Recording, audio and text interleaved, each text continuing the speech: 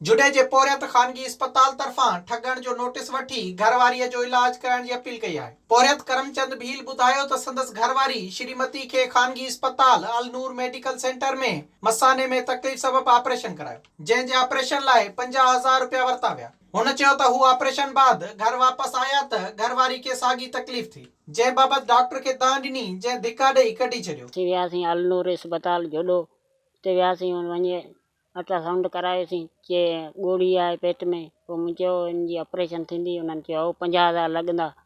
पोइ असां ऑपरेशन कराईसीं।